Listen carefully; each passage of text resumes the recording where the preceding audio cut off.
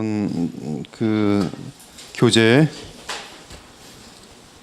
9페이지부터 하겠습니다.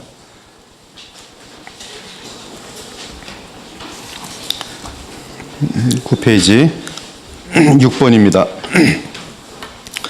어떤 사람들의 주장처럼 회심과 헌신을 또는 회심과 더 높은 삶을 구별하는 것은 지혜로운 것인가? 이제 잘못된 신자들 중에는 그 어떠한 크리스찬의 단계가 있어가지고 뭐 이 단계 밑에는 입으로는 예수님을 진심으로 믿는데 삶에 어떤 변화가 없다가 어떤 성령의 두 번째 역사에 의해서 갑자기 어떤 그 놀라운 힘을 얻게 되면서 그 다음 거룩의 단계로 올라가서 뭐 이렇게 살아가는 그러한 깨달음을 갖고 있는 분들이 있는데, 이런 것들은 지금 존 라일 같은 경우는 철저하게 배격을 하고 있어요. 저 또한 마찬가지로 그런 것들에 대해서 배격을 하는 그런 입장입니다. 즉 두 종류의 그리스도인, 곧 회심한 그리스도인과 그리고 철저한 헌신을 통해 더 높은 삶을 누리는 자들이 있다는 관점이 있다. 마치 신자에게 두 번째 회심이 필요라도 하듯이 회심으로부터 헌신의 단계로 도약하는 갑작스러운 변화가 있다는 것이다. 필자는 그러한 말을 하는 자들은 회심에 대해 제대로 알고 있지 않다고 본다. 하나님의 말씀이 언급하는 유일한 구분은 신자와 불신자의 구분이 있어요. 그것이 성경이 알려주는 신자와 불신자의 구분이 있죠.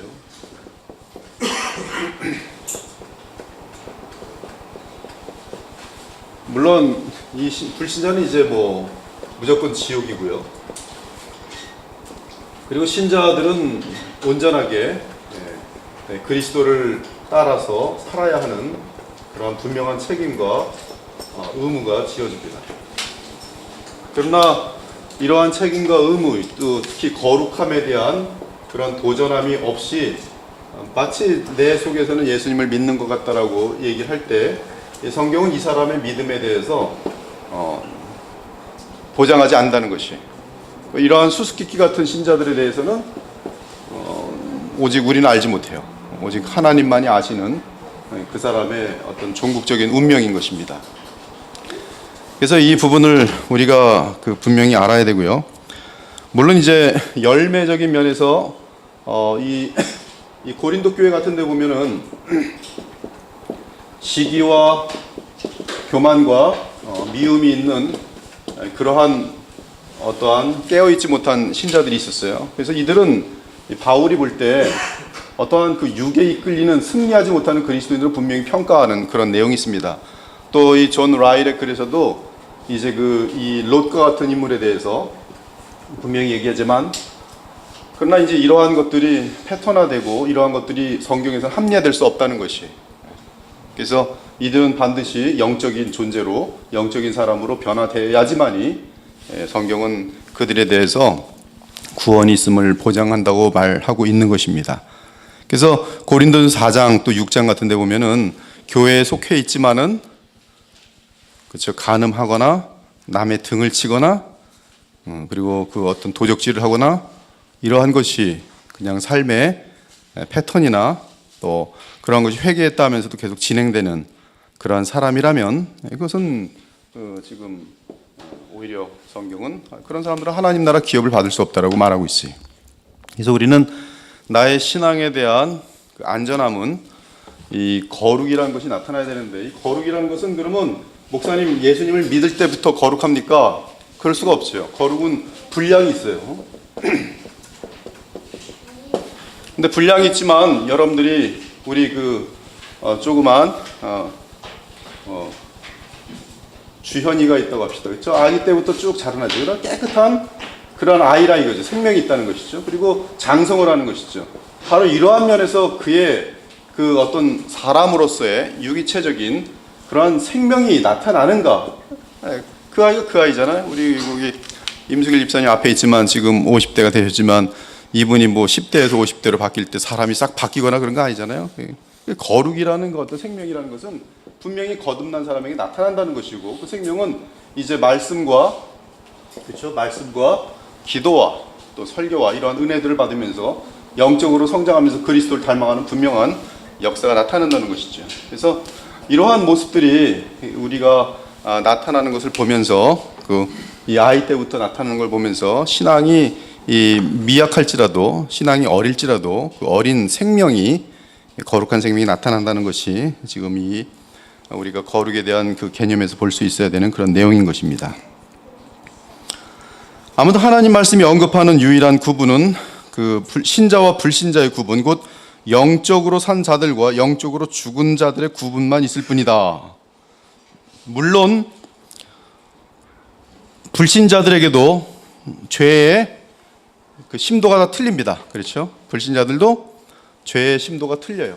그래서 불신자들도 요만큼 죄가 있는 사람이 있는가 하면 이만큼 죄가 있는 사람이 있고, 수천 수만 명을 죽이는 그런 죄인들도 있고요.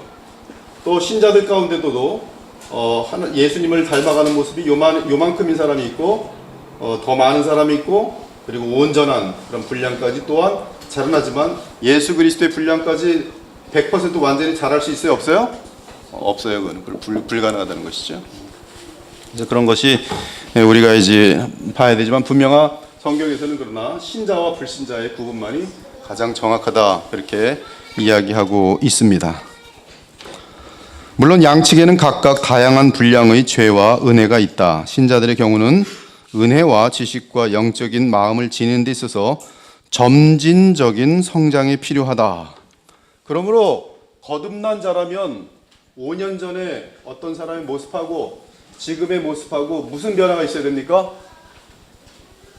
그렇죠? 은혜 가운데 자라난 분명한 증거들이 있어야 되죠. 우리 그리스도의 보혈교회 여러분들이 다 그리스도의 그 거듭난 생명이 있어서 그런지 복음을 먹고 지금 자라나고 있잖아요. 지식으로도 자라고 정서적으로도 자라고, 여러분의 뜻도 이제는 하나하나 양보하면서 주의 뜻대로 행하려고 하는 그러한 역사들이 지금 나타나면서 사람들이 서로를 볼 때 보면 어때요? 굉장히 많이 변했네. 3년 전에 저런 사람이 아니었는데. 그것이 이제 분명한 거듭난 거룩한 생명을 지닌 증거가 되는 것이죠. 이 점진적인 성장이 나타난다. 그러나 회심의 단계에서 헌신의 단계로 도약하는 갑작스러운 변화는 성경에서 찾아볼 수 없다. 우리가 제대로 하지 못하면 하나님께서는 징계하시죠. 징계하셔서 우리를 다시 거룩으로 돌아오게 하십니다. 그러나 어떤 사람은 그냥 죄 가운데 있는데, 난 죄 가운데 있어도 나는 변화되지 않아도 나는 참으로 진심으로 예수님을 믿는 것 같아. 난 그래서 천국 갈 거야 라고 하는 것은, 그런 건 성경이 보장하지 않는다, 이 말씀이. 그래서 이게 거룩에 대한 그러한 배움을 가진 분들은 사람들을 볼 때 무엇을 보냐 하면 변화가 있는가를 항상 주시해요. 그래서 20년 전에 그 모습이 그대로 지금도 있으면 그것은 복음을 듣고 있지 않는 교회, 복음이 선포되지 않는 교회를 다니고 있거나, 복음이 없으면 자라날 수가 없죠. 아무리 마음이 준비가 되어 있어도 복음이라는 것이 심겨져야 복음의 능력에 의해서 성령의 역사로 말미암아 변화되는데, 복음이 선포되지 않으면 그 교회는 성장이라는 것은, 영적인 성장이라는 것은 있을 수가 없습니다. 복음이 없기 때문에. 그러나 복음이 선포되면 이제 시간이 지나면서 두 부류로 나뉘죠. 똑같은 죄성이 10년, 20년 동안 그대로 유지되는 사람, 그리고 서서히 죄성이 약하여지더니 어느 날 없어지는 사람. 혈기를 부리던 사람이 혈기를 부리는 것에 대해서 계속적으로 싸우면서 그 혈기 부림의 빈도수가 막 줄어들더니 웬만한 일은 가지고 혈기를 안 부리는 거죠. 옛날엔 벌써 집어 던져도 많이 집어 던졌을 텐데 안 집어 던지는 거죠. 그러더니 그런 훈련이 딱 되면서 더 강한 충격이 와도 안 집어 던지는 거죠. 이 세상 일로 가지는 그 사람을 집어 던지도록 만들 수 있는 것이 아무것도 없을 때는, 그래서 그에게는 지금 그 죄성의 문제가, 혈기라는 부분은 철저하게 해결되어 있는 상태죠. 아무튼 이런 점진적인 성장이 필요한 것이지 어떠한 어떤 단계적인 그런 어떤 변화를 성경에는 볼 수 없습니다.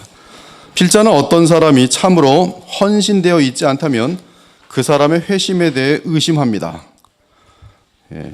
여러분, 헌신이란 것은 온전한 헌신은 나를 다 내어 맡김이죠. 나를 다 내어 맡기지 못한다는 것은 우상이 있는 것이고, 우상이 있다는 것은 내 마음에 진정 가장 중요한 것이 무엇인지를 하나님 앞에서 하나님보다 더 소중한 것이 있다는 것이 우상이에요.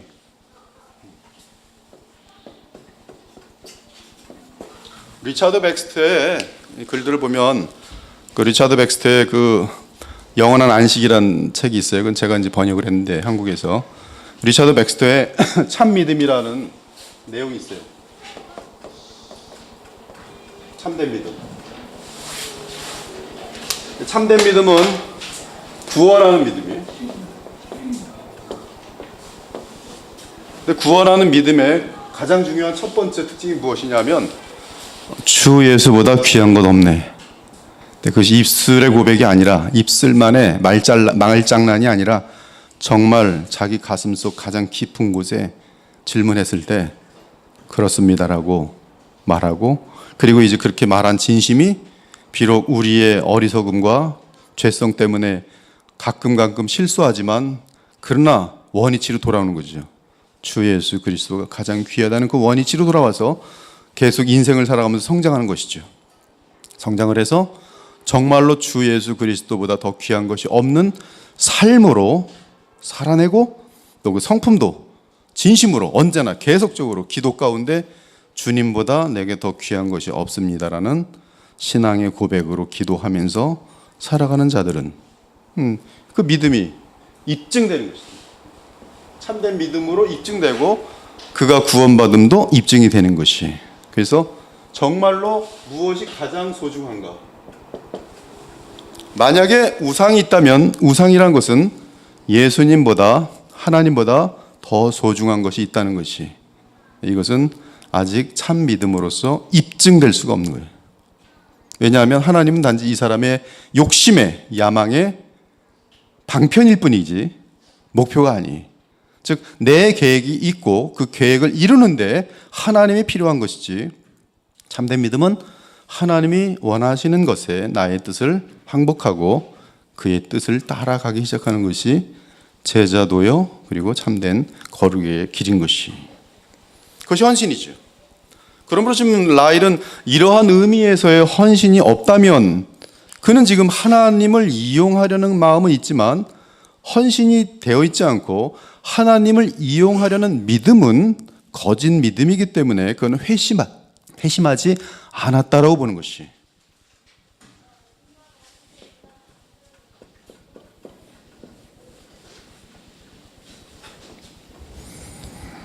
물론 하나님의 은혜가 자라나면서 사람은 더욱 헌신하게 됩니다.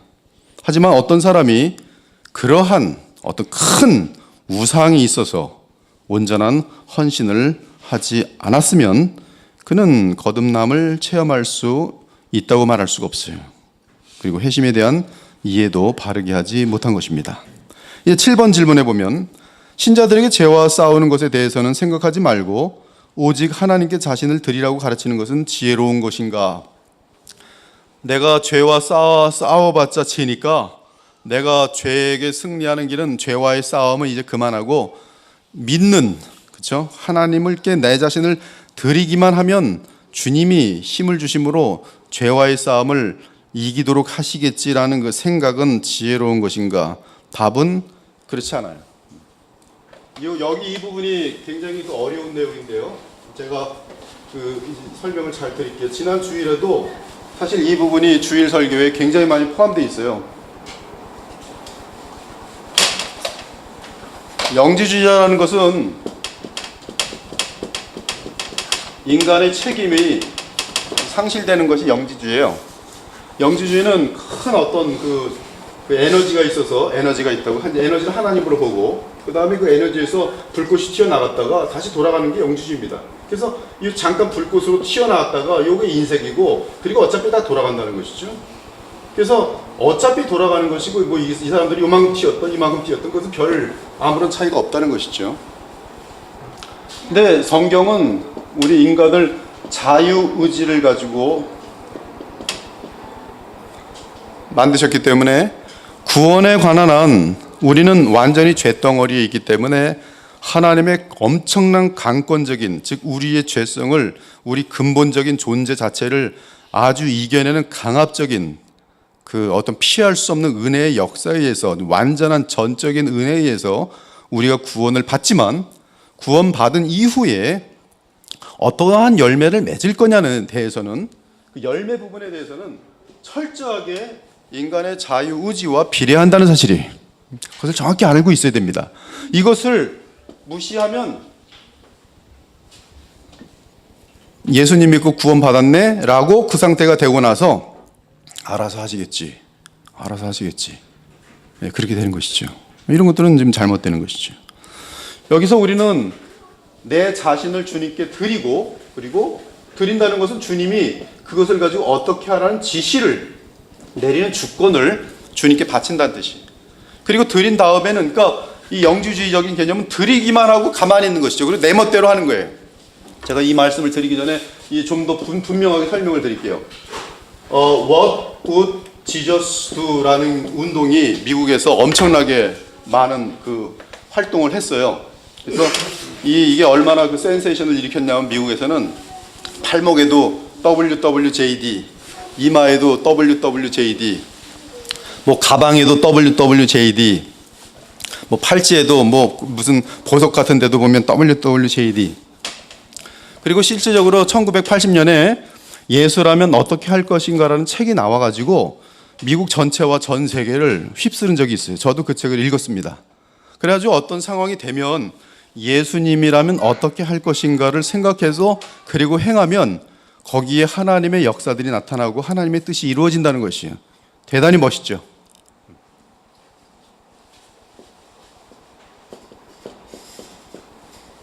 근데 어떤 일이 생겼냐면, 어떤 일이 딱 부딪혔어요. 이 사람이 이제 띠를 차고 있기 때문에 What would Jesus do? 예수님께서 이런 상황에서 어떻게 하실 건가. 근데 이 사람은 성경을 몰라요. 아마 예수님이 이렇게 했을 때 이쪽으로 펀치 뛸 거야. 그리고서 성경을 모르는 가운데 지가 이렇게 행동해 버리는 거예요. 그리고서 그걸 가지고 예수님이라면 이렇게 할 것이다라는 판단을 스스로 내리는데, 이거는 상당히 오판이죠. 왜? 예수님이 어떤 분인지 성경을 통해서 알지 못하니까. 거기서 많은 문제가 있는 것이, 내가 주님께 바쳤다, 바치고 나서 가만히 있는 거죠. 근데 성경은 바친 자들이여 이제 내가 너희에게 지시를 내리니 이렇게 하라. 그러면 이분과의 관계 속에서 참으로 예수 그리스도를 왕으로 모셨으면 왕의 지령을 받아서 움직이는 것까지가 이 거룩에 포함되어 있다는 이 내용이에요. 근데 지금 이 문제는 이 지시를 받는 부분이 차단돼 버리고, 나 주님께 맡겼습니다, 그리고 이제 가만히 잠만 자고 듣지도 않고 지시가 내려와도 가만히 있고, 이런 것은 거룩을 이룰 수 없다는 것이, 무슨 말인지 이해하십니까? 네. 그러니까 What would Jesus do? 그것을 제대로 하려면 나는 공부를 해야 되고 예수님을 알아야 하는 책임들이 주어지고 나서, 이 상황에서는 성경에 의해서 예수님은 이렇게 할 것이다라는 추측을 바르게 해냄으로 말미암아 하나님의 뜻을 이룰 수 있지만, 그러나 그러한 과정과 공부와 노력 같은 것이 없이 그저 그냥 말로만 맡깁니다, 저를 맡아 주시옵소서, 이거 가지고서는 온전해질 수 없다는 것이. 근데 많은 사람들이 나는 거룩해지지도 않고 그러니까 맡깁니다, 주여 나를 도와주셔서. 근데 성경은 뭐라 하냐면 지시를 내리죠. 죄와 피 흘리까지 싸우라. 그거는 잊어먹는 거예요. 싹 집어 던지는 거예요. 맡깁니다. 그리고 가만히 있는 거예요. 알아서 하시겠지. 죄가 없어지든지 하시든지 역사하시겠지. 그러나 성경은 뭐라 하냐면, 네가 나에게 맡겼느냐? 네. 그럼 지금부터 이렇게 하라. 뭘 할까요? 죄와 죽기까지 싸우라. 그럼 죄와 죽기까지 싸워야 되는구나를 연결시켜서 주님을 붙들고 주님의 지시라고 알고 히브리서 12장의 내용처럼 죄와 죽기까지 싸우는 거예요. 이 뒷부분이 연결되지 않을 때 우리는 영주주의자가 돼요. 지금 존 라일은 지금 그 내용을 지금 알려주고 있어요. 그래서 너희 자신을 하나님께 내주라는 것은 적극적으로 내어주는 것을 의미한다. 즉 은혜의 방편을 적극적으로 사용해야 한다. 즉 주님께 맡긴 자들은 이제 주님이, 그러면 네가 나에게 모든 거룩을 노력해 봤는데 거룩이 이루어지지 않더냐? 내 거룩이 이루어지지 않아요. 그것은 네 방법대로 했기 때문에 안 되는 것이다. 그럼 어떻게 해야 됩니까? 지금부터는 내가 알려주는 방법대로 하라. 그 주님의 방법을 듣고 그것을 따라야지요. 그것이 거룩을 이루는 것이고 그것이 바로 주님께 맡긴다는 뜻이라 이 말씀이. 그렇죠? 그러나 맡깁니다라고 하고 지시를 받지 않으면, 지시를 따르지 않으면 이 사람은 맡긴 것도 거짓말일 뿐만 아니라 그것은 바로 지금 자신의 인간적인 프리윌, 자유의지 속에서의 책임 같은 것들을 다 방치해버린다 이것이. 사랑해 말만 해요. 그 사랑의 행위가 전혀 나타나지 않아요. 그래 사랑해 이렇게 좀 해줄래? 싫어. 이렇게 좀 해줄래? 나 잘래. 난 맡겼어 당신한테. 이건 사랑이 아니라는 거죠. 사랑해. 정말? 그럼 이렇게 좀 해줘. 그러지. 이것은 이제 사랑하는 증거지요. 이게 작은 내용이지만 너무나 많은 신학에서 빠져 있는 부분이. 요것이 빠진 사람들은 죄성이 제거되지 않고 죄성이 계속 유지되니까 어떻게 얘기하냐면 인간은 그냥 죄인으로 머무는 것이고 하나님의 은혜는 그 상태를 덮어줄 만큼 크니까 오히려 네가 죄 가운데 오래 있어도 하나님의 은혜가 너를 용서하시고 구원하실 것이다라고 믿은 것이 참믿음이다라고 거짓말을 하게 되는 것이죠. 무서운 내용입니다. 그런 자들에게는 대단히 무서운 결과들이 있게 돼 있어요. 성경은 우리에게 온 마음과 뜻을 다해서 이 자유의지를 다 동원해서 주님을 붙들고 또 주님이 시키시는 지령대로 순종을 해야 되는 것이죠. 그 순종이 바로 믿음의 열매죠. 참믿음의 증거죠. 그러나 하나님이 지시한 대로 하지 않으면 그것은 믿음이 아니죠. 아무튼 성경의 20구절 또는 30구절이 신자는 가만히 앉아 있어서는 안 되며 일어나 수고해야 한다고 가르친다. 그리스도인의 삶은 전쟁이며 싸움이며 군사의 삶이며 씨름 등으로 언급된다. 여러분, 이 거룩이라는 이 주제를 다루는 데 있어서 결코 하루아침에 펑 하고 되는 게 아니란 말씀이에요. 계속 씨름 하려면 어떻게 돼? 넘기는 연습해야 될 거 아니에요. 저 사람하고 삿발 잡혀서 이 안 넘어가네, 어떻게 하면 넘길 수 있을까 계속 연습할 거예요. 제가 이제 어렸을 적에 씨름을 되게 좋아했어요. 그래서 친구랑 씨름해서 이제 이기면은 좋아가지고 맨날 씨름 테크닉을 공부하고 막 그러는데 이게 훈련을 해야 돼요. 다리를 이렇게 넘어갈 때쯤만 탁 걸어가지고서 저놈 다리를 먼저 탁 걸면 넘어지더라. 이런 걸 자꾸 훈련을 해야 돼요. 그래야지만 이길 수 있는 것처럼 거룩이라는 이 문제는 대단히 많은 연구와 훈련과 습관과 노력과 나를 복종시키는 그런 것들이 반드시 들어있다 이것이. 근데 이 반드시 들어있는 이것이 내 힘 가지고 하려고 하면 안 되지만 주님을 의지한 가운데 주님의 지시에 따라 하는 것은 다른 차원이라 이거 지금 그분과의 관계 속에서 지금 이렇게 움직이고 있다는 것이죠. 그분의 지시이기 때문에 거기서 승리가 있는 것이. 그러나 그 승리도 훈련이 상당히 많이 필요하기 때문에 주님을 믿는 가운데서 그 믿음 안에서의 훈련은 계속 나타나야 되는 것이. 그것이 되어질 때에 변화가 확 나타나요. 왜 우리는 하나님의 전신갑주를 입어야 하는가? 어떤 사람들은 나는 하나님을 믿어, 그리고 전신갑주를 입지 않아요. 그러면 그냥 마귀에게 그냥 완전히 그냥 깨지는 거죠. 그렇죠? 나는 주님을 믿습니다. 주님 뭐라 그래요? 전신갑주를 입으라. 그럼 전신갑주를 입어야죠. 근데 이 뒷부분이 많이 빠져 있다니까요. 상당히 많은 복음 설교에서 빠져 있어요. 믿기만 하십시오. 가만히 있으십시오. 그거는 구원의 문제에 대해서는 그렇습니다. 오직 은혜죠. 우리가 할 수 있는 게 아무것도 없어요. 그러나 구원받은 자는 자신의 이 자유의지를 동원해서 주님을 더욱 붙들고 주의 말씀에 순종하려는 그 엄청난 내 안에 속에서의 다툼이, 그래서 거기서 승리함으로 말미암아 거룩해진다 이 말씀입니다. 그렇죠? 그렇지 않으면 하나님의 전신갑주를 입으라는 이러한 바울의 에베소 6장 같은 말씀은 어떻게 다 이해할 거예요? 전신갑주를 입혀주시겠지? 기도하라 그러면 기도하도록 하시겠지? 가만히 있으면. 이거는 지금 말이 안 되는 것이죠. 기도하라 했으면 기도해야지요. 기도해야지. 사람들은 서로 다른 두 가지고 칭의와 상화에 대해 늘 혼동한다. 칭의는 하나님의 객관적인 일들에 대한 그런 어떤 믿음의 것을 그 말씀 진수를 믿고 또 예수 그리스도를 나의 구세주로 영접하고 언약을 맺음으로 말미암아 칭의의 가정이 되지만 성화는 이제 태어난 자가 이 성장하는 것과 같은 것이죠. 태어났지만 성장하지 않고 기형아가 돼 있으면 이 인간들끼리 볼 때는 그 기형아가 가짜인지 진짜인지 알기가 참 힘들다는 것이. 그래서 베이비 상태에 있는 거는 다 이해를 해요. 처음에 예수님을 간 믿었을 때는 다 베이비 상태죠. 영적으로 갓난 상태예요. 그래서 그때는 여러 모순된 모습이 나타나도 괜찮아요. 그러나 히브리서 5장에 나오는 것처럼 너희들이 지금 선생이 되었을 때가 되었는데도 여전히 베이비다. 딱딱한 것을 먹지 못하고 젖만 먹는구나. 갓난아이라는 뜻이거든요.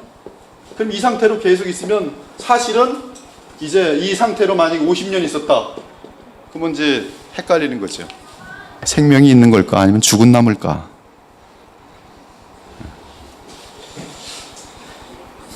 우리는 이 칭의와 성화에 대해서 늘 혼동합니다. 성경은 칭의에 관해서 오직 믿음을 말합니다. 하지만 거룩함에 관해서는 깨어 기도하며 싸울 것을 말하는 것이죠. 그러나 이 거룩함에 이 싸우는 것은 바로 이 뿌리 되시는 그리스도와의 연합에서 오는 그런 믿음 안에서의 투쟁이 전제되고 있는 것이. 필자는 많은 염려 가운데 서론을 마친다. 장래를 바라볼 때 오늘날 소위 그리스도인들을 향해 염려스러운 부분이 있다. 수많은 그리스도인들이 놀라울 정도로 성경에 무지하며, 이 라일이 1800년대 사람인데요. 그러니까 19세기 스펄전하고 뭐 한 10년, 15년 정도 차이가 안 납니다. 거의 스펄전하고 한 60년 정도를 같이 지내요, 영국에서. 근데 그 당시에 보면 벌써 성경의 무지에 대해서 상당히 염려하죠. 성경에 대한 무지.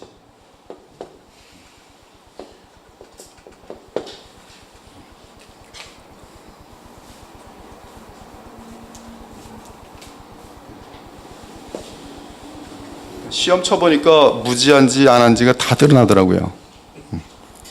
굉장히 많이 하는 것 같아도 시험 쳐보면은 그림을 그리고 앉아 있는 거지. 무지한 거예요. 성경에 대한 무지는 곧바로 복음에 대한 무지예요. 복음에 대한 무지는 거룩할 수가 없습니다.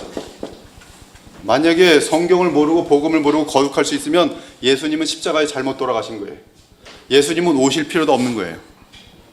그러나 또 성령의 역사도 아무런 의미가 없는 거예요. 그러나 성경은 우리에게 메시아가 얼마나 필요한지, 인간들에게는 메시아 없이는 다 실패할 수밖에 없음을 분명히 나타나고, 그 다음에 메시아로 말미암는 구원, 그리고 메시아로 말미암는 거룩하여지는 능력에 대해서 복음을 알려주고 있어요.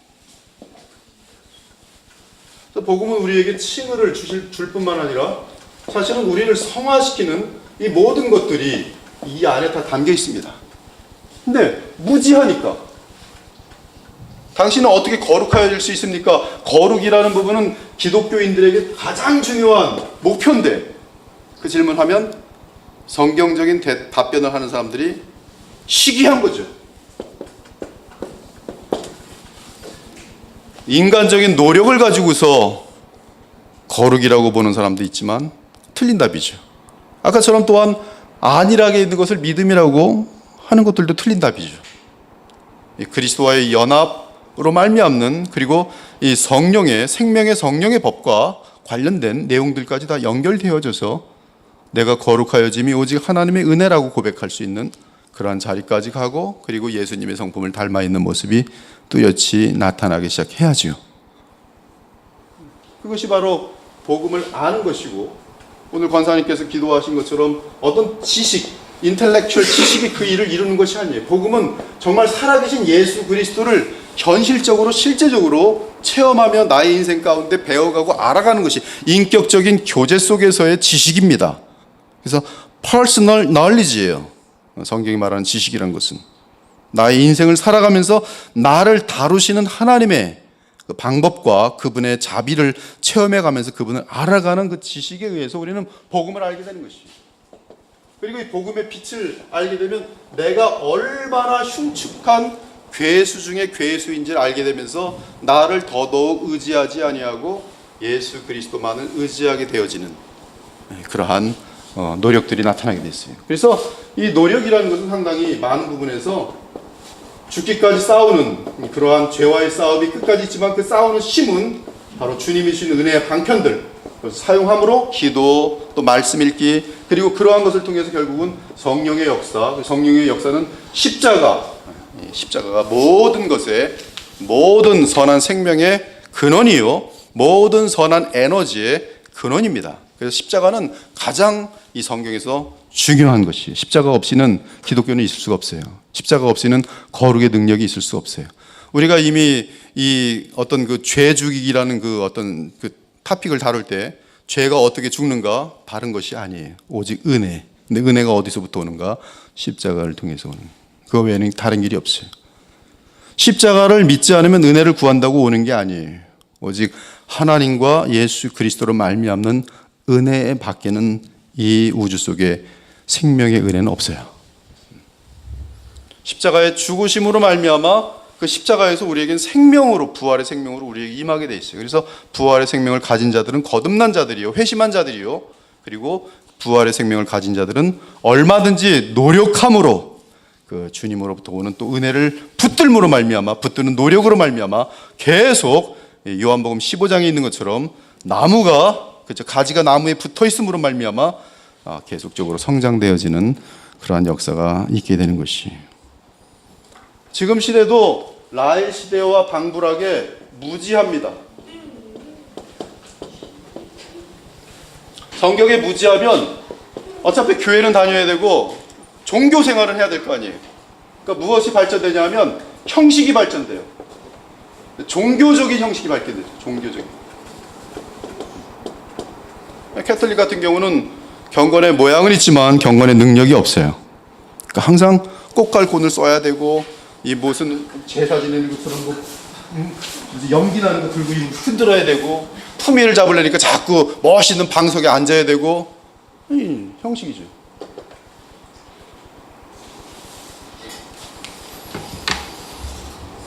성경에 무지하며 이에 참된 신앙을 가진 자가 부족한 상태에 있다. 성경에 무지하고 이러한 복음의 능력을 모르면 감각적인 것을 추구하는 성향이 크게 나타나죠. 감각적인 성향. 그래서 찬양도 감각적으로 바뀌어요. 눈물은 많이 흘렸는데 찬양하면서 딱 나가서는 서로 욕해요. 눈물은 많이 흘리고 찬양했는데 나가자마자 막걸리 마셔요. 이거는 제가 제 고등학교 때, 대학교 때 체험한 거예요. 찬양을 엄청나게 한 시간 했는데 딱 나가자마자 야 막걸리 먹으러 가자. 그래 막걸리 하자. 교회에 죄 많습니다. 저희 교회는 지금 죄가 보이지 않는데요. 교회는 죄악의 온상이에요. 복음이 없는 교회는 아주 죄악의 온상입니다. 여러분들 이단들이 철저하게 좀 숨어 있어서 그렇죠. 이단 안에는 굉장히 많은 죄가 있어요. 거기 복음의 능력이 없기 때문에, 있을 수가 없기 때문에 죄가 많습니다.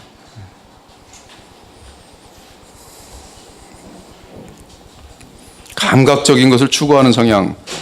그래서 이 감각적인 것을 추구하다가 이제 복음의 능력은 거룩으로 나타나는데 거룩을 싹 잊어먹으니까 무슨 체험했냐를 가지고 이제 경쟁하게 되죠. 나는 그때 무슨 체험했어. 그리고 체험하는 막 쇼를 하는 거죠. 멋있게. 신앙 체험이에요. 그리고 그 뭘 액션을 취하면서 지금 머릿속에 계산하는 거예요. 내가 지금 굉장히 신앙적으로 보이겠지.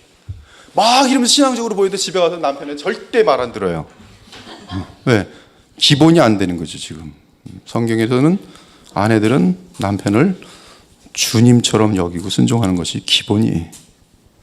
근데 그게 안 되면서, 기본이 안 되면서 굉장히 신앙 있는 척 하지요. 그리고 그 분위기는 서로 맞지요, 교회 내에서. 그래서 교회는 덩치적으로 같이 그렇게 가는 거예요. 그리고 가짜 복음이 뚝 들어오면 같이 가는 거예요. 동성애 들어와도 분별하지 못하는 거예요. 그렇지, 그거는 저 학자가, 아주 유명한 학자가 얘기하는데, 그렇지, 성경도 그 당시는 동성애가 죄지만 지금은 아닌 게 맞을 거야. 지금 지금 세대가 어떤 데인데, 그런 내용들이 한두 가지겠어요. 분별력이 없이 그냥 어떤 감각적인 것, 그런 것들이 흘러가죠. 지금은 전 세계가 모든 종교가요 감각에 의해서 통일되고 있다는 걸 여러분 아십니까? 카톨릭에도 어떤 체험을 해요. 감각적인 체험. 개신교에도 감각적인 체험을 해요. 불교에도 감각적인 체험을 해요. 근데 보니까 감각적인 체험이 동일한 거야.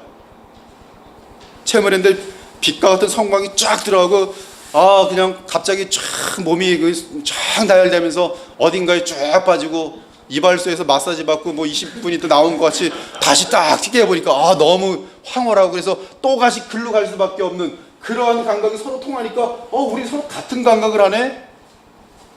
여러분 마릴 성도 예수 그리스도 그 교회가 이단인데 얼마나 감각이 많은지 몰라요. 다 통해요. 신기하게. 힌두교도 통하고.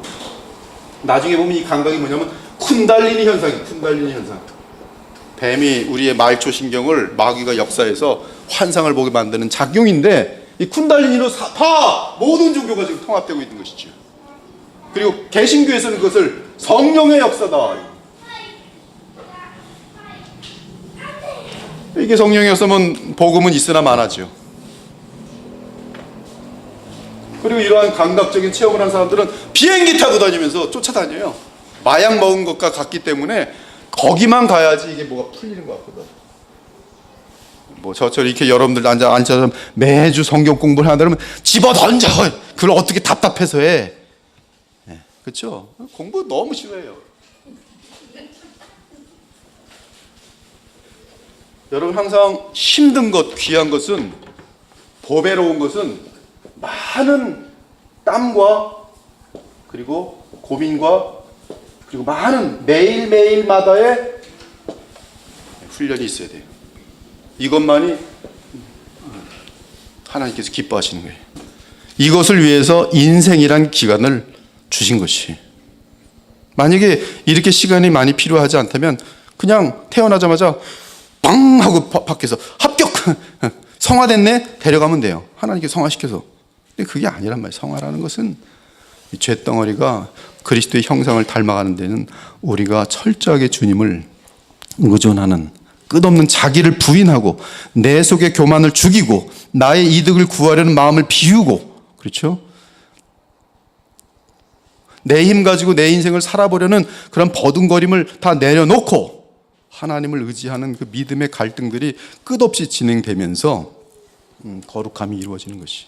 이런 과정이 없으면 이 감각적인 것을 그렇게 체험했는데 그 가수 있잖아요. 가수 그 서가수 서씨 있잖아요. 서씨 뭐 하여튼 얼마나 감각적인 것을 가지고 많은 집회를 다니면서 사람들 다 쓰러뜨리고 있어요.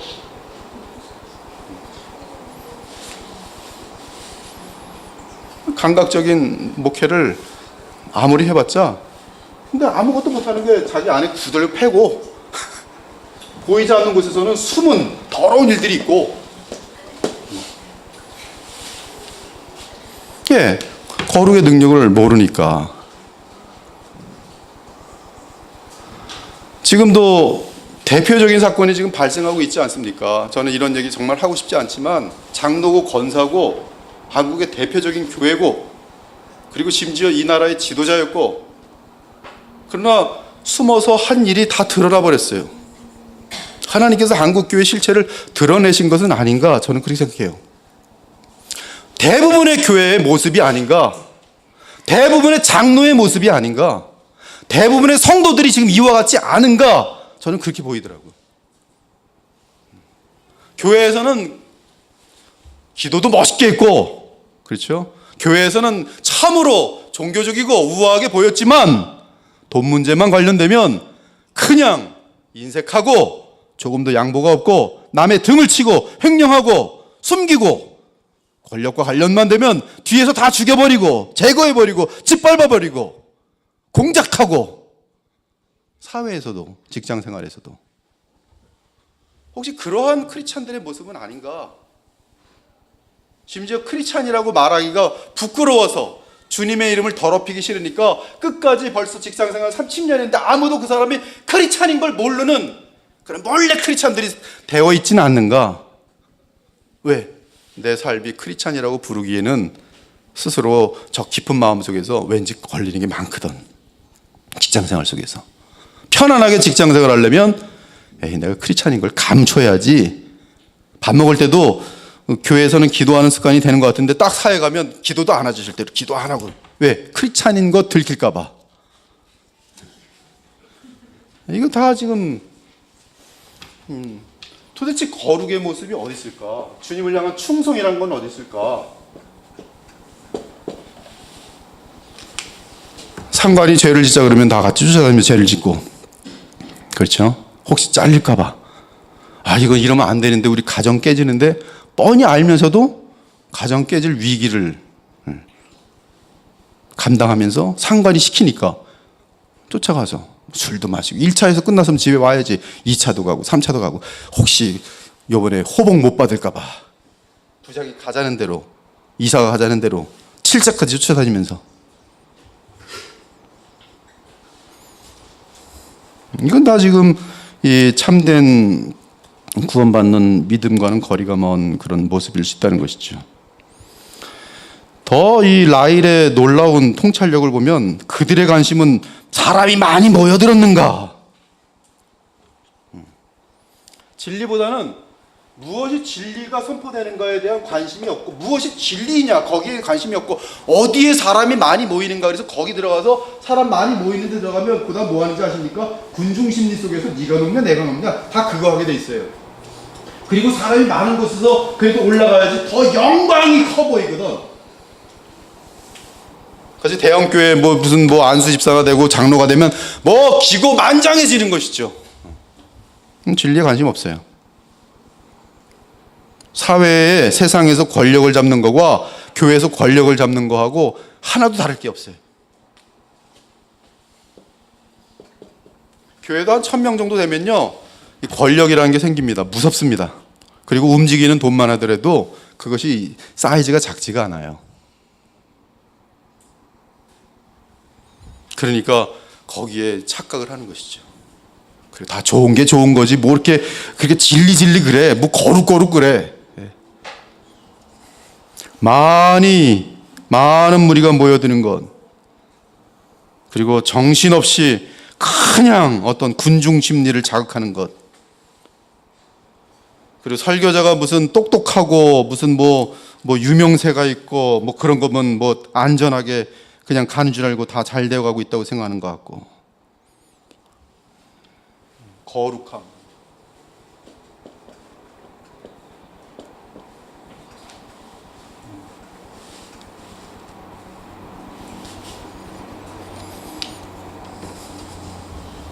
라일은 그러면서 그 당시 벌써 날마다 바라는 소망은 그리스도인들이 더욱 거룩하여지길 기도하고 있어요. 저 역시 아침마다 이곳에 무릎 꿇고 앉아서 다른 무엇보다도 우리 그리스도의 보혈교회 성도들은 거룩하게 하옵소서. 그러기 위해서는 제가 철저하게 더 주님을 닮아야 할 필요성을 느끼면서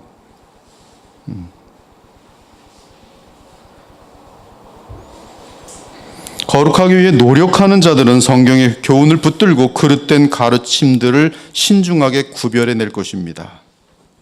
주께서는 네가 만일 헛된 것을 버리고 귀한 것을 말한다면, 여기 귀한 것은 거룩한 이스라엘 백성이 되는 것을 말해요. 이것을 전파하는 것이 정령 하나님의 참된 종이라. 자, 우리 그 다음으로 넘어가도록 하겠어요. 12페이지. 죄는 불법이라. 죄에 대한 올바른 지식은 기독교를 바르게 이해하는 데 있어서 기초이다. 너무나 중요한 말이죠. 죄에 대한 올바른 지식은 기독교를 바르게 이해하는 데 있어서 기초이다. 이 지식이 없이는, 죄에 대한 지식이 없이는 칭의, 회심, 성화 등의 진리는 단지 이름일 뿐이다. 청교도에서, 청교도 신학의 가장 큰 이 장점 중에 하나가, 저번에 우리가 그 청교도 신학의 맛을 이 정대현 목사님 통해서 우리가 좀 봤어요. 근데 그 정대현 목사님 입에서 나온 가장 많은 단어가 뭐냐면 죄예요. 이 죄에 대해서 끊임없이 무엇이 죄인지를 정확하게 짚어주는 것이 복음의 시작이죠. 왜냐하면 내가 얼마나 이 정말 정밀한 율법 또 계명이라는 거울 앞에서 나를 비춰봤더니 나는 좀 깨끗한 사람인 줄 알았더니 탁 봤더니 거기 괴수가 들어있는 거예요. 내 모습이 이런 사람이었는데. 나는 깨끗한 수정 같은 줄 알았더니 거울을 딱 봤더니 먹으로 가득 찬 거야, 얼굴이. 그때 어찌할꼬 오라 나는 곤고한 사람이로다. 나는 지옥 틀림없이 가겠네. 나는 지옥에 합당한 자로다. 혹시 여러분이 지금까지 살아오면서 나는 지옥에 합당하다라고 동의한 적이 있는지 없는지 여러분 자신에게 물어보세요. 만약에 여러분이 아직도 나는 지옥에 합당한 사람 같지 않으라고 생각한다면 그 사람은 지금 죄를 모르는 거예요. 그러나 나는 정말 지옥에 합당한 사람이다라고 동의가 되어진다면 그 사람은 죄를 아는 사람이에요. 죄라는 것이 얼마나 무서운지, 특히 죄 중에 가장 큰 죄는 예수님을 믿지 않는 죄로서 내 마음대로 내 멋대로 살려고 하는 그것이 바로 성경에서는 죄로 말하고 있어요.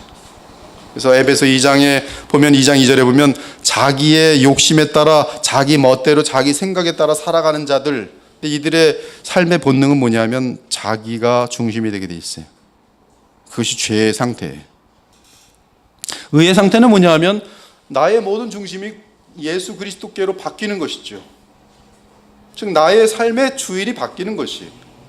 그리고 실질적으로 이제 주인께서 원하시는 대로 시키는 대로 움직이기만 하는 자가 바로 믿음의 상태가 되는 것이죠.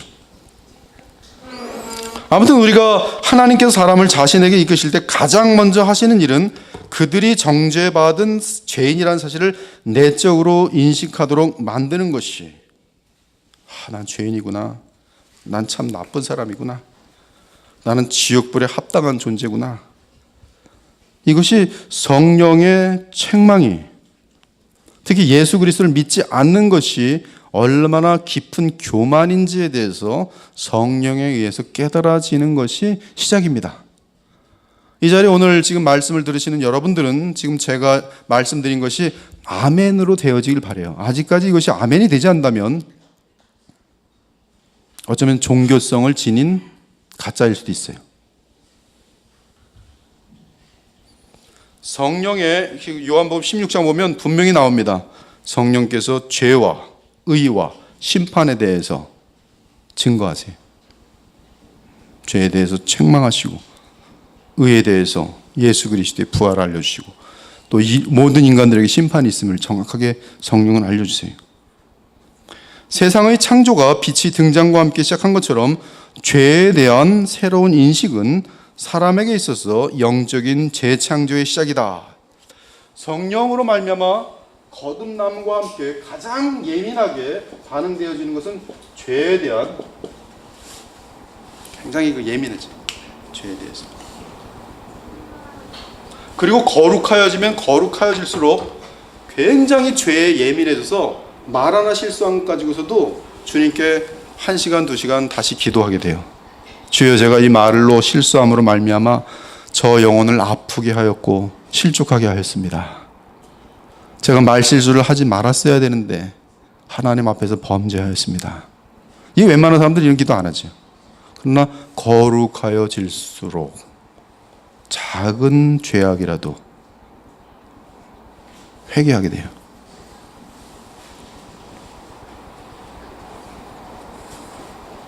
시간을 낭비한 것까지도 회개하게 돼요. 오늘 하루 하나님이 주신 이 정금 같은 시간을 낭비하였습니다. 주여, 내가 왜 하루를 이렇게 보냈는지 안타깝고 죄송스럽습니다.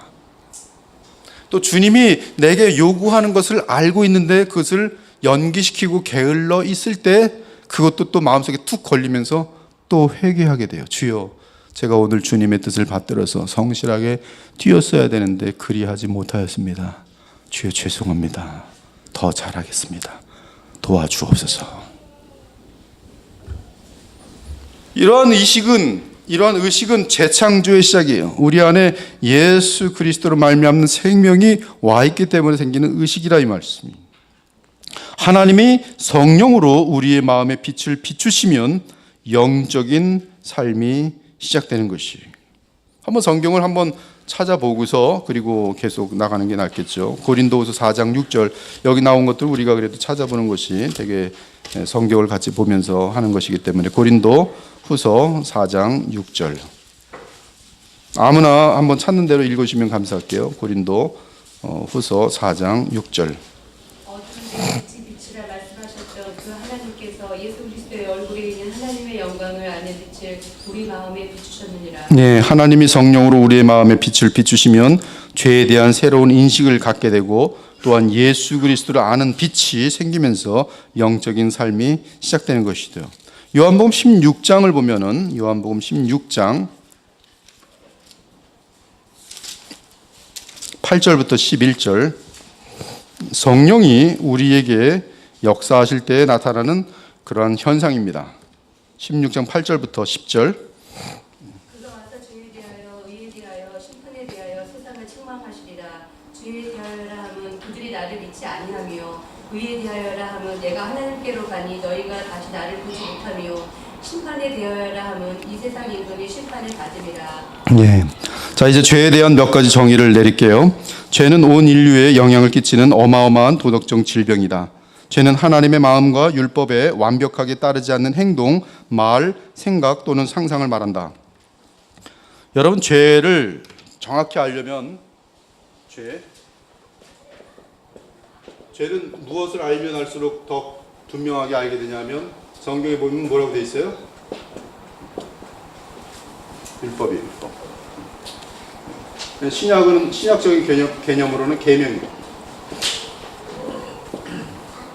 그리고 이 율법과 계명을 가장 많이 축소시킨 것은 십계명 정도예요.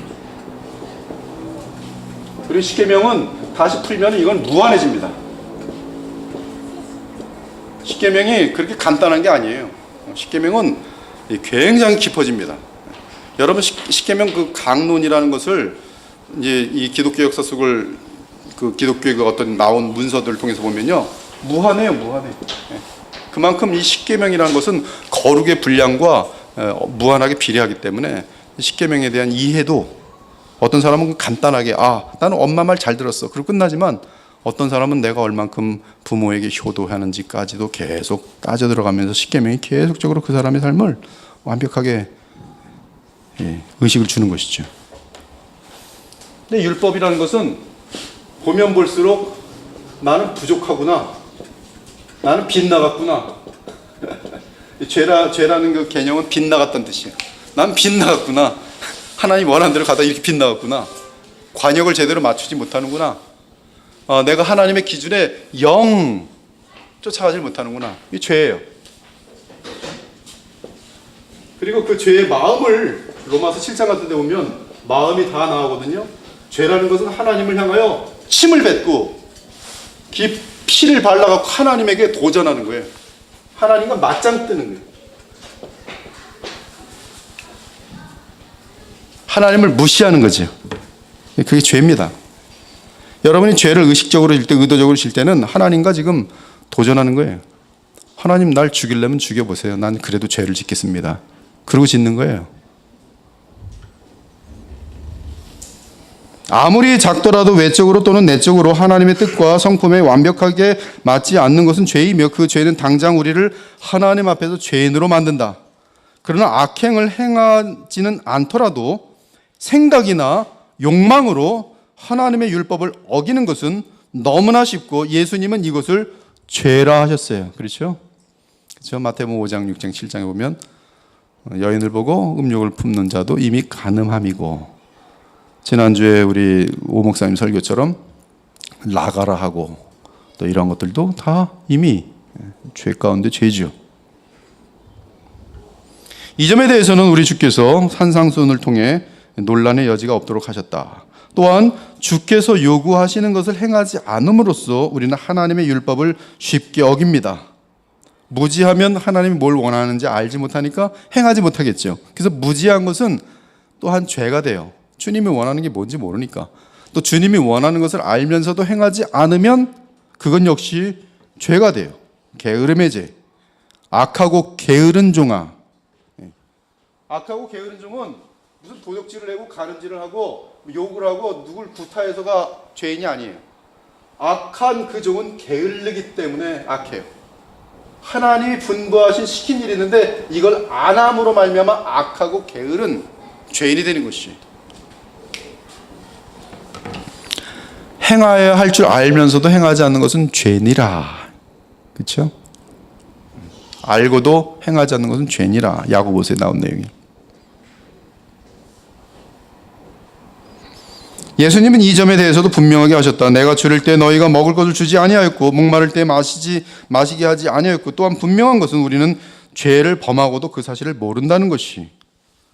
얼마나 많은 사람들이 지옥으로 지금 떨어지고 있는데 나는 참 착한 사람이야 라고 말하는지 몰라요.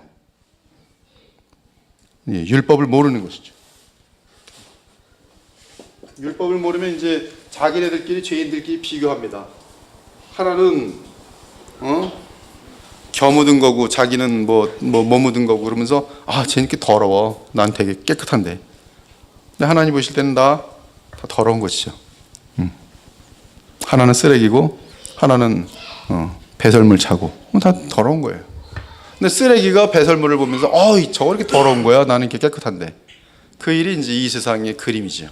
그러나 하나님 보실 때는 이미 다 쓸어버려야 될 그러한 죄 가운데 있는 상태예요. 하나님의 백성인 이스라엘에 무지의 죄가 있다는 것을 알게 되었다. 주께서는 이 죄에 대해 알지 못하고 맞을 일을 행한 종은 맞으리라고 확언해 주셨어요. 무지해도 형벌을 받아요. 그러면 우리는 배워야 돼요. 알아야 돼요. 그리고 알고 지켜야 돼요. 지킬 힘이 우리에게 있어요? 없어요? 없어요. 그러므로 은혜가 필요해요. 그래서 은혜를 받기 위해 노력해야 돼요. 온 마음과 뜻을 다해서 성경 다른 사람들이 30분 볼 때 나는 더 한 2시간까지 보는 거고, 남들이 기도 안 할 때 잠을 줄여가면서 나와서 기도하는 거고, 남들은 기도 안 하는데 나는 기도하는구나. 난 참으로 참 지극히 거룩하다. 이거는 교만에 그치고. 그러나 깨어있기 위해서 더 많이 노력하고 더 많이 애를 쓰는 것은 귀한 것이죠. 우리는 우리의 불완전한 지식이 우리의 사악함에 대한 참된 척도가 될 수 없다는 것을 기억한다. 그래서 언제나 이 말씀으로써 나를 분별할 수 있어요. 죄의 기원과 근원, 우리의 죄는 우리의 외부에서 비롯된 것이 아니라 내부에서 비롯된다. 죄는 어릴 때 받은 나쁜 영향 때문에 생긴 결과가 아니다. 나쁜 친구들과 사귀며 나쁜 예를 보고 배움으로 생긴 것이 아니다. 그렇지 않다. 죄는 우리가 태어날 때 가지고 나오며 우리의 처음 조상인 아담과 하와로부터 물려받는 것이다. 원죄죠. 한 사람으로 말미암아 죄가 세상에 들어오고 올해 태어난 가장 아름다운 아기 역시 흠없는 어린 생명이 아니라 어린 죄인이다. 그 아기가 자라나는 과정을 본다면 당신은 거짓과 나쁜 기질과 이기심과 고집과 완고함과 욕심과 질투와 분노의 씨앗을 볼 것이에요. 갓난아이가 아무에게서도 배운 적이 없는데 갓난아기 둘을 갖다 놓으면 서로 땡기고 안 넣습니다. 이게 물 하는 거 있잖아. 딸랑딸랑 소리 하면 아무것도 본 적도 없어요. 그때 딱 잡더니 안 나요. 그리고 가져가려면 물어요. 그리고 재미난 것은 또 사탕이 있으면요, 자기 혼자 계속 다 가져가요. 아무도 못 가지게.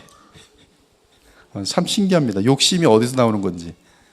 그리고 또 어느 날은 보니까 막 아예 아직 1살도 안 된 남의 딱 머리 잡고 막 이렇게 하는 사람도 있어. 하는 사람이 아니라 아이 애도 있어요. 어딘가에 이 아기 때부터 죄성이 있다는 것이죠.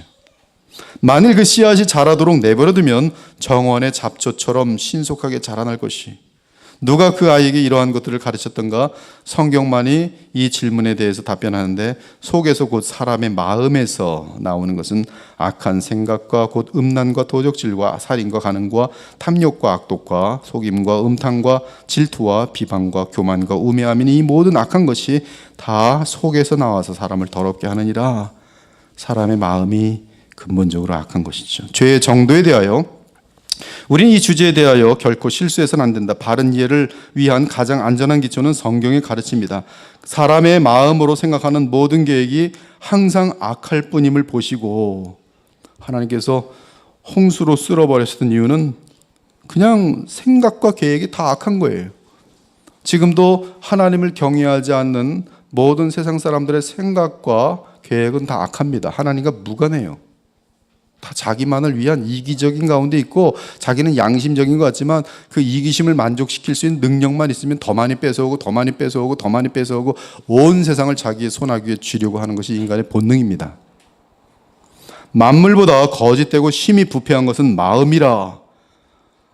스펄전의 이 내용을 가지고 설교한 거 보면 정말 얼마나 인간의 부패가 강력한지 하나하나 너무나 정밀하게 설교해 놨어요. 뭐 그런 스펄전의 설교는 그냥 그대로 읽어주는 것 자체도 귀한 것 같아요. 만물보다 거짓되고 심히 부패한 것은 마음이라. 죄는 사람의 마음의 모든 기능에 퍼져 있는 질병이다. 여러분 그 전적 타락이라는 것이 있어요.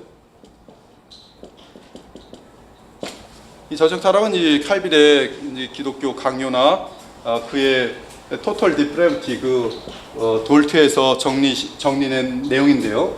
이 전적 타락이라는 것은 여기 이렇게 컵이 있으면 이제 지하의 윌리엄슨의 예예요. 굉장히 설명을 잘했습니다. 맑은 물이 있었어요. 맑은 물 같지가 않네요. 맑은 물이 있었어요. 전적 타락이라는 것은 독약 한 방울을 뱀의 아주 가장 그 독사 입에서 한 방울이 뚝 하고 떨어졌어요. 그러면 이 농도가 물 때문에 희석되죠. 희석되지만 그 독이 모든 물에 다 퍼져서 다 더럽게 됐죠. 이것이 의미가 전적 타락이에요. 구원받지 못한 인간의 상태는 이 상태예요. 마귀의 상태는 뭐냐 하면 뱀 그 자체예요. 뱀독. 그래서 뱀의 독을 가지고 계속 뽑아가지고 여기다 가득 채운 것. 100%의 독. 이게 바로 마귀 상태예요. 마귀 상태예요. 구원받은 자의 상태는 이 독과 반대되는 것이 떨어진 상태예요. 그래서 이게 이렇게 하나는 이렇게 돼 있고 하나는 이걸 저항하는 물과 기름처럼 딱 반대가 되는 것이 들어와 있는 상태예요. 여기에 이제 여러분의 지정의가 담겨 있어요. 즉 자유의지가 있어요. 나는 독을 마시고 살 건가? 근데 독을 많이 마시면 크리스찬인데도 독이 막 나가죠. 이 하늘로부터 온 깨끗한 물을 마실 것인가? 그럼 자꾸 마시다 보면 내 속에 있는 독이 쓸려 나가더니 어느 날 이 샘물이 나가죠. 이번에 제가 이 성경 읽다가 바위를 때리니까 물이 나오는데 바위에서 펑 터져 나가요. 근데 이 바위가 그 예수 그리스도 상징이에요. 고린도서 10장에 보면 그 바위는 그 반성군 예수 그리스도니 정확히 말합니다. 고린도서 10장에. 그럼 정확하게 이 샘물은 성령의 역사하고 긴밀하게 연결되더라고요.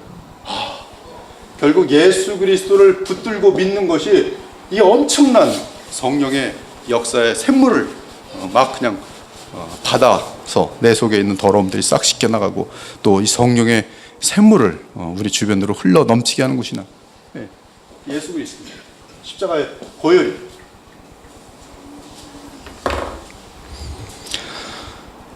아무튼 이것이 전적 타락이라는 것이죠. 그래서 이 모든 영역의 지정의 농도는 다 틀려요. 어떤 사람은 요 뱀이 1mm 이렇게 줬고 어떤 사람은 2mm가 들어갔어요. 그래서 어떤 사람은 악하기는 왜 이렇게 악한지 점점 악의 정도가 틀려요. 또 이 번지지만 어디서는 좀 이렇게 고여 있고 그러면 이제 감정적으로 약한 사람, 또 뭐 이제 여러 가지 뭐 욕심에 약한 사람, 돈에 약한 사람 특징이 좀 틀리게 나타나겠죠. 그러나 전반적으로 모든 그 삶의 지정의 부분에 있어서 다 왜곡되고 훼손된 것이죠. 그것이 바로 죄인이란 뜻입니다.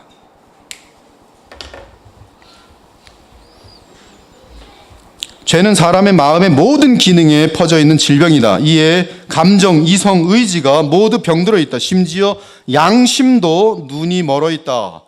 여러분 그 믿지 않는 사람들의 양심은 이미 50%는 죽었습니다. 그리고 요 50% 남은 것들도 너무나 망쳐 있어서 인간들끼리 서로 그냥 판단하면서 같은 일을 행하지요. 제가 누차 말씀드리는데 그 감옥에 가면요 이 사람들 뭐 살인범들, 도둑놈들, 뭐 유괴범들 다 앉아갖고 그리고 텔레비전 보는 시간이 있나 봐요. 텔레비전 보면서 이들이 이구동성으로 하는 말이 뭔지 알아요? 저 죽일 놈들. 저 죽일 놈들. 저 나쁜 놈 새끼들. 그게 지금 여기의 모습이에요. 근데 이 50% 죽어있는 양심 뭐냐면 하나님에 대한, 하나님을 감사치도 아니하고 영화롭게도 아니하고 두려워하지도 않고 하나님엔 안중에도 없고, 이거는 그냥 이미 양심 자체가 반이 그냥 죽은 상태예요.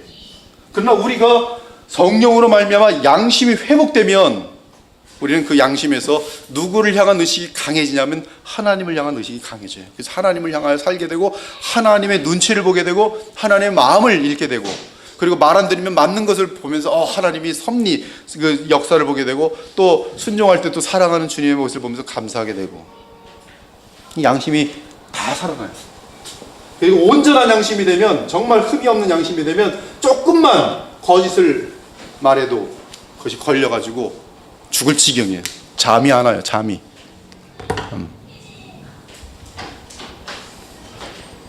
제가 전 참 나쁜 사람인데 의롭다는 뜻은 절대 아니에요. 저 참 나쁜 사람입니다. 하여튼 근데 정신을 차리고 좀 살다 보는데 하여튼 우리 교회에 대해서 어떤 목사님이 질문을 탁 했어요.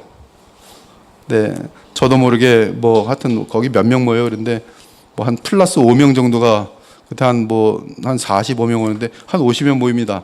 근데 집에 갔는데 플러스 5가 된 거예요. 내가 왜 50명이라 했지, 정직하게 45라 그래야 되는데 밤새 못 잤어요. 그리고 아침에 문자로 목사님 우리 45명입니다. 제가 5명 플러스 시켰을 때 이런 거 가지고 문자 보내세요. 걸리는 걸 어떡하겠어요, 밤새.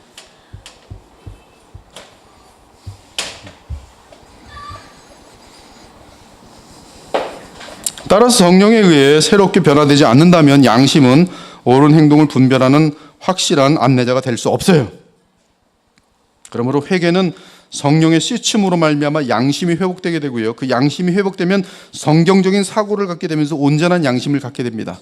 양심과 율법은 같은 기능이에요. 그래서 율법을 알면 알수록 우리 양심은 굉장히 예민해집니다. 또한 양심은 율법 기능만 있는 것이 아니라 성령과 함께 역사하기 때문에 양심은 우리에게 죄를 범하지 못하도록 막는 엄청난 힘입니다. 성령께서 이 양심을 강하게 붙들었어요. 이번에 히브리서 시험에 보면 양심, 그렇죠. 그리스도의 피가 우리의 양심을, 어저께 수요일 날 시험 쳤거든요. 히브리서. 거기 질문 하나가 양심. 이 모든 것이 겉으로 보이는 예의에 의해 가려질 수 있습니다. 이 라헬이 이런 부분들은 굉장히 지금 통찰력이 깊은 것이죠. 악인이 예의를 싹 교양 있는 척하면서 자신의 모든 숨겨진 회칠한 무덤을 싹 가릴 수 있다는 거예요. 그래서 교양으로 교회를 인도하는 것이 가능해요. 그리고 교양을 거룩인 줄 알고 오해시키는 것도 가능해요. 그래서 교양이 교회를 이끌면 인사도 안 해? 이런 거 가지고 맨날 따지는 거예요. 나한테 손을 왜 이따위로 내밀어? 저놈은 왜 저렇게 걷는 모습이 저 모양이야? 교양이 없어? 십계명에 걸리는 거 하나도 없는데도 왜 머리는 저따위로 깎았어? 이런 거 가지고 그냥 계속 싸우는 거예요. 그리고 그거 가지고 또 판이 나눠지는 거고. 왜?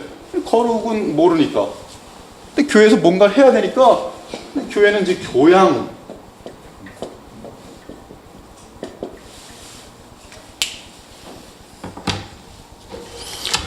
참 대단히 그 깊은 그 통찰력이.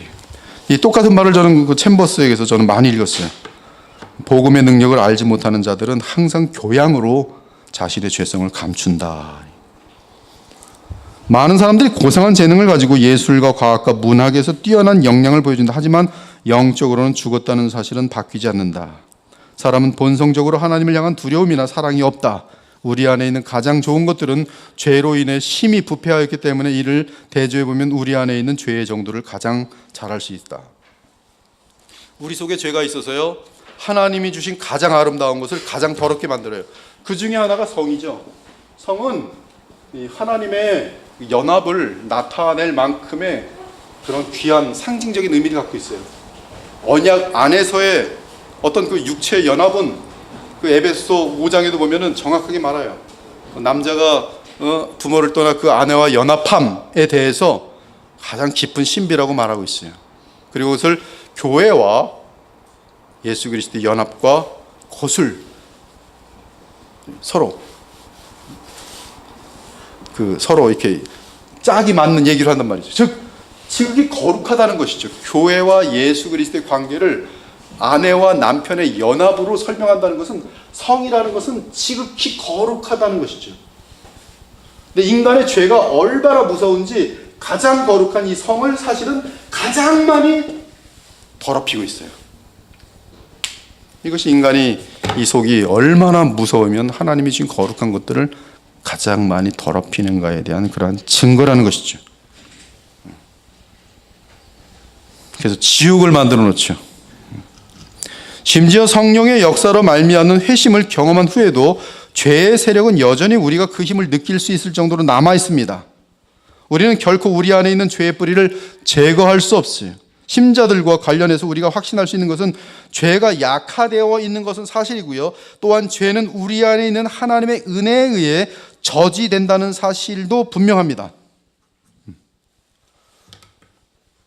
여러분들 여러분 안에 있는 죄가 활동하지 못하게 하려면은 성경적인 방법은 이 죄를 굶어 죽이는 거예요.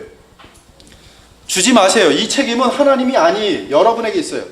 자기가 영화관 더러운 영화관 쫓아간 다음에 거기 앉아가지고 이럽니다. 하나님 왜 나를 여기 보내셨습니까? 왜 이 사람은 이런 영화를 만들어서 나를 보게 만듭니까? 하나님 탓입니다. 이런 사람 되게 많아요.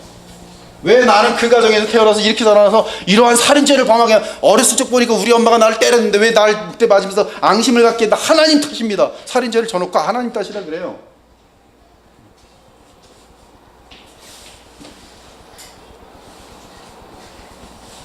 근데 우리 크리스천들은 이걸 굶어 죽일 수 있는 자유가 있어요. 이게 자유자예요. 로마서 6장에 자유자예요. 우리는 먹지 마세요.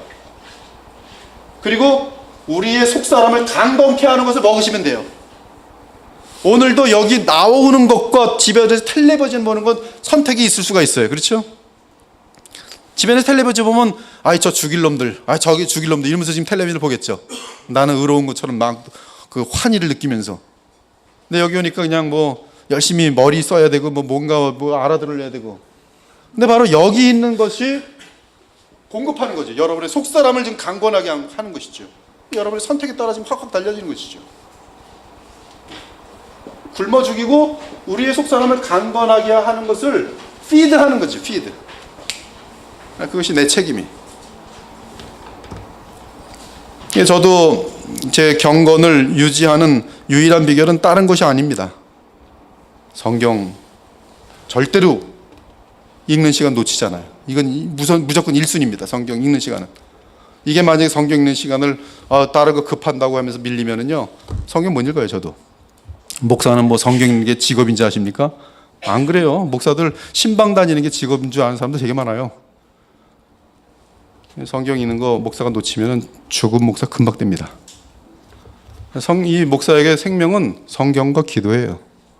또 그 다음에 깊은 하나님의 영적인 사람들이 남겨놓은 그 자취들을 그것을 캐내야 돼요. 찾아서.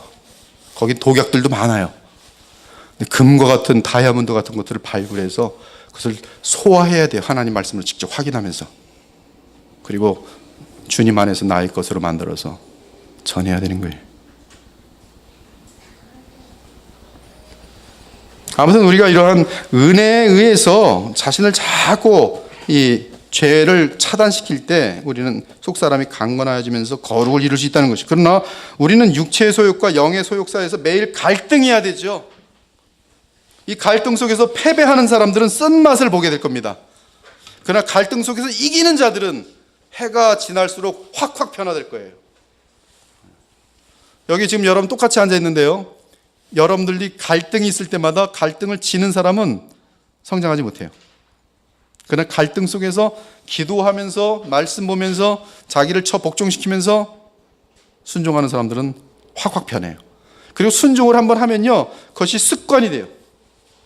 그래서 같은 류의 똑같은 도전이 오면 이제는 문제가 되잖아요. 처음에 이 싸움을 할 때는 긴장이 많이 되고 많이 힘들었는데 그 다음에 똑같은 공격이 오면 이거는 식은죽 먹기. 왜? 이미 이겨낸 싸움이었기 때문에. 자존심이 강한 사람은 자존심을 누가 건드릴 말을 하면 밤새 잠을 못 잡니다. 근데 그 문제를 가지고서 싸움하지 않고 주님께 나아가서 그걸 소화해내고 공동체를 위해서 참는 훈련이 되면은 그 다음에 누가 자존심 상하는 말을 딱 하면 이미 이때 그 시험을 이겼기 때문에 그 다음 얘기는 아, 저 사람이 참 그런 말을 하는구나. 그러고 감사합니다. 제가 저를 돌아보겠습니다. 근데 그 마음에 긴장감 같은 건 없어져요.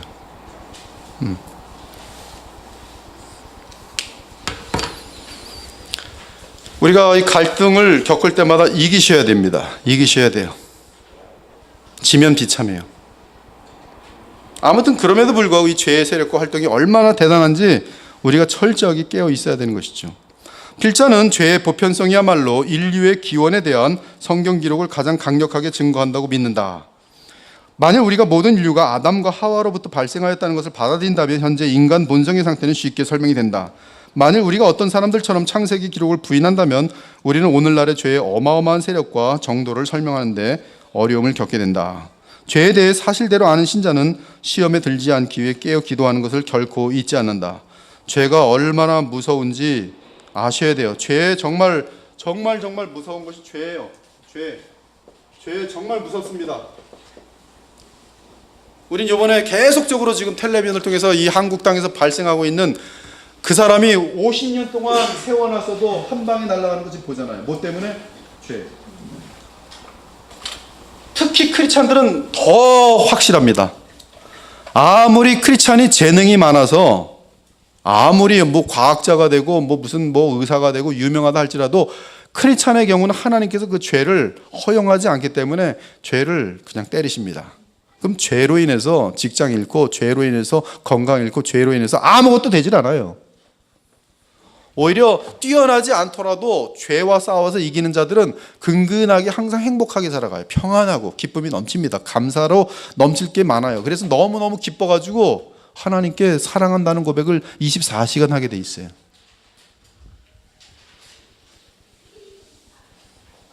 우리는 죄에 대해서 굉장히 그 조그마한 죄도 허락하면 안 됩니다. 저번에도 말씀드렸지만 이 과거에 가스 냄새가 있었어요. 가스 냄새. 제가 살던 동네에서도 아침에 일어나면 누가 가스 냄새 맡아서 죽었다는 소식을 가끔 들었어요. 또 어떤 때는 가스 냄새 맡아가지고 밖에 나와서 철퍼덕 바닥에 앉아서 길가에 이렇게 앉아가지고 이 가스가 다 빠질 때까지 이러고 앉아있는 사람도 있어요. 3시간, 4시간. 근데 가스라는 것은 연탄을 이렇게 떼고 있었는데 몰래 살짝 들어오는데 그때 조금이라도 냄새가 나면 철저하게 확인해야 되는데 이 정도는 괜찮겠지 하고 잠들면 이 가스 냄새가 밤새 들어오면서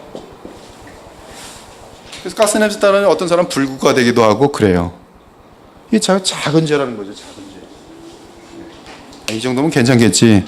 근데 괜찮겠지라고 하지 마세요. 그냥 내게 만약에 조금이라도 죄인 것 같으면 그냥 잘라내세요. 사랑 관계도 마찬가지.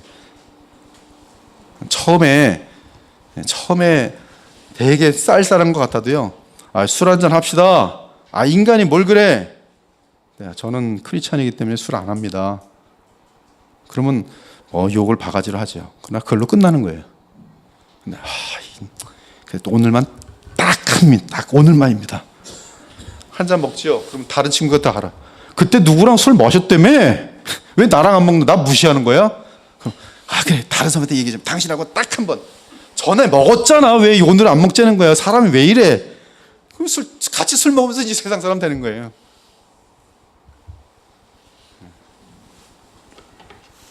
뭐 이뿐이겠습니까? 뭐 계속 끌려가는 거죠.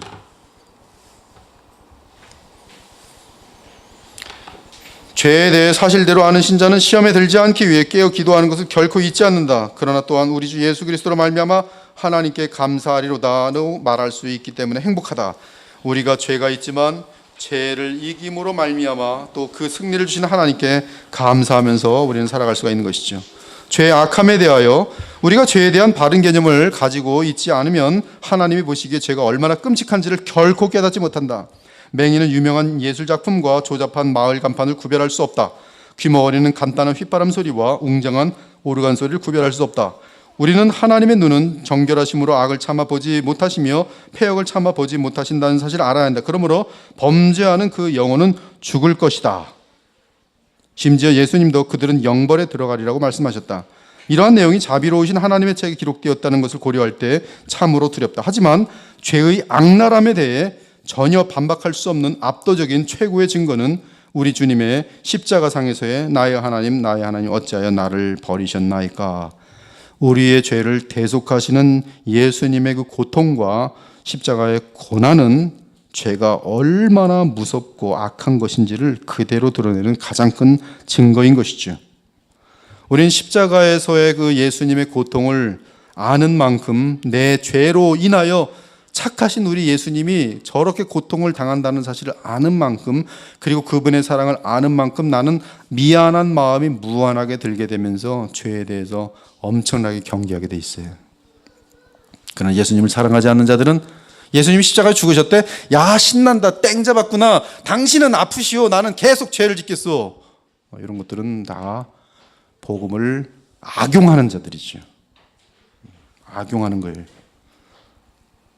예수님이 나를 용서해 주신데, 그러니까 용서해 주실 거니까 죄를 짓자.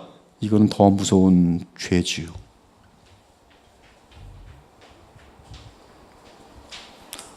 베드로처럼 얼떨결에 나는 주님을 모르고, 나 정말 맹세하면서 난 우리 주님 몰라, 예수님 몰라, 그냥 그 공포 속에서 얼떨결에 그렇게 하는 거하고, 내가 그냥 예수님을 저주해도 예수님은 나를 용서하실 거야, 그리고 막 저주를 하는 사람하고, 이건 하늘과 땅 차이죠. 후자에 대해서는 하나님의 진노가 임하게 돼 있어요. 죄의 기만성에 대하여, 죄의 기만성은 우리가 죄를 변명하려는 것과 죄책을 줄이려는 자세에서 잘 드러난다. 모든 죄는 예수 그리스도를 통하여 죄 사함을 알지 못하는 자들은 항상 두 가지가 반명이 나와요. 하나는 뭐냐면 변명, 그 다음에는 죄책을 줄이는 것. 나는 그렇게 큰 죄는 아니요, 내가 지은 죄는 다른 사람들도 다 짓는 게고, 나는 이렇게 나를 처우하지 마시, 나는 그 지옥 갈 만한 사람도 아니고 내 죄는 괜찮소. 변명, 그 다음 나의 죄책 또는 판결을 줄이려고 모든 노력을 다하죠. 이것이 죄의 기만성이. 우리는 이것은 단지 작은 죄일 뿐인데 너무 하시는 거 아니에요. 잘 되고자 한 것인데, 친해지고자 한 것인데 왜 그렇게 특별하게 그러셔야 되나요? 내가 무슨 해를 끼친 것도 아니고 그냥 뜻이 서로 맞아서 서로 이렇게 내통한 건데 뭘 그렇게 돌에 쳐서 죽일 만큼 악한 죄가 되는 건 맞나요, 하나님? 이러한 말을 하는 의도가 무엇인가? 우리는 죄가 그리 악하지 않다는 것을 스스로에게 설득하고자 하는 것이다. 실제로 우리가 죄의 지독한 간교함을 깨닫지 못할까 두렵다. 죄는 처음에는 자신을 죄로 드러내는 일이 거의 없다. 우리가 수치를 느끼고 자기를 비하하는 실제 이유는 무엇일까? 죄에 이렇게 속았던 사람은 어디 가서 이제 후회하냐면, 끝에까지 가본 다음에 멸망할 때에 이를 가는 거예요. 그게 바로 성경에서 이를 간다는 뜻이에요. 이를 갈면서 그때 그놈이 나를 왜 유혹한 것이야, 이를 가는 거예요. 그때 왜 나는 그때 왜 무너진 것이야. 그러더니 갑자기 엄마 아빠한테 다 책임을 넘기는 거예요. 엄마 아빠는 왜 내가 자라났을 때 그런 나쁜 짓을 할 때 왜 회초리로 때리지 않았던 것이야. 엄마가 그때 회초리로 때렸으면 내가 여기까지 않았을 텐데.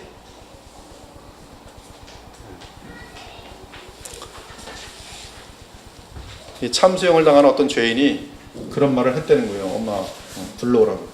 엄마 가까이 오니까 이빨로 그냥 엄마 귀를 콱 물어버렸어요. 왜 물어버렸어요? 엄마가 나 제대로 못 키워갖고 나 지금 이렇게 죄인 돼갖고 죽는다 이거죠.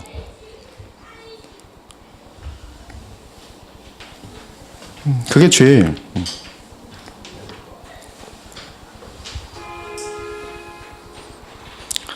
그러므로 우리는 마음이 변화되기 위해서 중생, 새 출생 또는 회심이라고 그러는데 이 과정이 필요해요. 이것은 성령의 역사입니다. 한편 우리는 질병에 대한 치료를 알려주는 복음의 메시지로 인해 얼마나 감사한가. 우리가 예수 그리스도 안에서 우리를 위해 마련된 구원을 바라본다면 죄의 속성과 기원, 세력, 정도, 악함에 대해 연구하는 것을 두려워할 필요가 없다. 왜냐하면 죄를 알아갈수록, 이것은 내가 죄를 많이 지으면 은혜가 커진다는 뜻이 아닙니다. 나는 더욱더 온전하지만 하나님의 계명으로 말미암아 더욱더 죄를 알아갈수록 내가 얼마나 더 큰 죄인인지 아는 만큼 거울을 보면 볼수록 내가 더 환하게 비치면서 여기 피부에 있는 더러운 가지 다 보이면서 아, 난 정말 나쁘고 악한 사람이구나라고 하면서 그리스도를 바라보면 그리스도께서 이러한 나를 용서하시는, 나는 죽어 마땅하고 지옥불에 합당한 존재인 것을 더욱 확실하게 알게 되는데, 계명을 통해서 그러한 나를 용서하시고 아들 삼아주시고 천국으로 인도하시는 예수님의 사랑과 은혜를 알 때에 그 은혜가 너무너무 크다, 이런 뜻이. 은혜가 더욱 넘쳤나니. 네, 오늘 여기까지 하고 우리 계속 다음 주에 계속 다루겠습니다. 이제 조금씩 이제 불이 붙어가지고 속도가 좀 빨리 나갈 것 같아요. 기도하고 마치겠습니다. 하나님 감사합니다. 오늘 저희들 죄에 대한 심각성과 죄에 대한 기만성, 죄에 대한 그 악함에 대해서 여러 가지로 생각해 보았습니다. 주님, 우리는 또 죄를 얼마나 쉽게 아무렇지도 않은 듯이 안일하게 생각하고 그저 오늘 먹을 것이 있고 건강하면은 지금 짓는 죄에 대해서 별 문제 삼지 않는 어리석음을 가질 때가 얼마나 많은지 모릅니다. 저희들로 하여금 기회가 있을 때 깨어있게 하시며 정상적인 삶을 살 때에 하나님을 경외하는 법을 배우게 하셔서 주님, 언제나 어려울 때나 기쁠 때나 평탄할 때나 정말 또 비바람이 칠 때나 주님 안에 거할 수 있는 믿음의 사람들로 인도해 주셔서 모든 우리의 삶의 과정을 통하여 그리스도를 닮아가는 가장 아름다운 결실들을 맺는 복된 주의 백성들이 되게 하여 주시기 원합니다. 저희들 모두에게 더욱더 주님을 사모하고 우리 주 예수 그리스도를 감사하며 사랑하는 마음이 차고 넘칠 수 있도록 성령께서 인도하여 주옵소서. 특별히 존 라일의 이 거룩의 책을 저희들이 대하면서 많은 생각의 변화들과 또 하나님의 마음을 깊게 알아가는 귀한 역사들이 있게 하여 주옵소서. 이 과정을 마칠 때 그래서 우리 모두에게는 많은 변화가 분명히 나타나고 남은 삶을 거룩을 향하여 달려갈 수 있는 힘차게 달리는 복된 주의 백성들이 다 되게 하여 주옵소서. 오늘도 돌아가는 발걸음을 위로해 주시고 평강 주시고 또 회개하는 마음 가운데 정말 주님께서 확신 주셔서 오히려 죄를 지적받으면 지적받을수록 그리스도를 만남으로 말미암아 더 힘차게 감사로 주님께 나아가는 저희들 모두가 되게 하여 주옵소서. 감사드리며 살아계신 우리 주 예수 그리스도 이름으로 기도 올렵나이다. 아멘.